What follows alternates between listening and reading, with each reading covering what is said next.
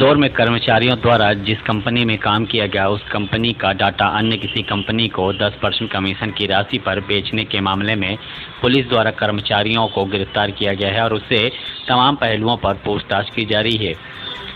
दरअसल पूरा मामले में जानकारी देते हुए विजयनगर थाना प्रभारी चंद्रकांत पटेल द्वारा बताया गया कि कंपनी संचालक राहुल इस द्वारा capital biophysical private limited company संचालित की जाती है। इन्हीं की कंपनी में अगस्त 2024 से हिमांशु मालवी नामक युवक को रखा गया था, जो कि कंपनी का डाटा जिसमें ग्राहकों के नंबर होते हैं वह अन्य किसी कंपनी को 10% कमीशन की राशि पर उपलब्ध कराता था।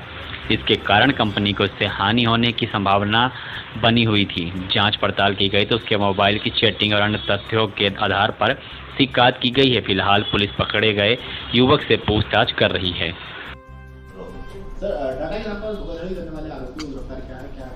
हाँ, अभी आज हम एक मामला पंजीबद्ध हुआ है जिसमें डाटा थेफ्ट रिगार्डिंग रिपोर्ट हुई थी। इसमें फरियादी राहुल कुमार जो डायरेक्टर हैं capital via fintech private limited, जो एनआरसी बिजनेस पार्क में इनकी कंपनी है, इसमें इनके कंपनी में कार्यरत रिलेशन एग्जीक्यूटिव हैं जिसका नाम है हिमांशु मालवी।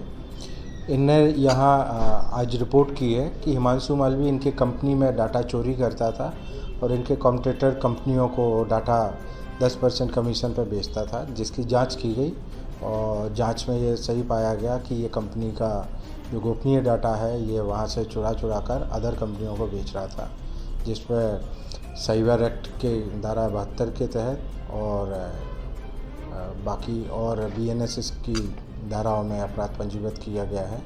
आरोपी को गिरफ्तार किया गया है और इसमें और डिटेल में पूछताछ चल रही है।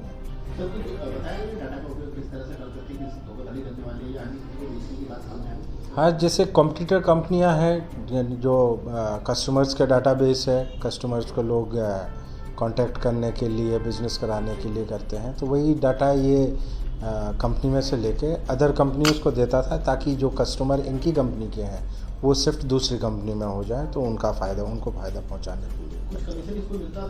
बिल्कुल 10% कमीशन जो फरियादी हैं उनने भी बताया और आरोपी ने भी कबूला है कि हाँ, मुझे 10% कमीशन हम देते थे।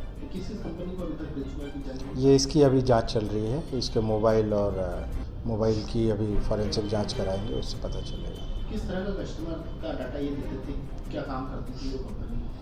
कंपनियां ऑनलाइन ट्रेडिंग स्टॉक्स में काम करती थी, जिसके जो कस्टमर्स के डाटा होते हैं कंपनियां अपने प्रचार प्रसार से, एडवर्टाइज से या वर्कशॉप्स करके इकट्ठा करती हैं, जो कि उनके लिए पूरी कंपनी उसी बेस पे चलती है और यही जो मतलब उनका वैल्यूएबल डाटा है, ये जो आरोपी है उसको दूसरी कंपनियों को बेच रहा था।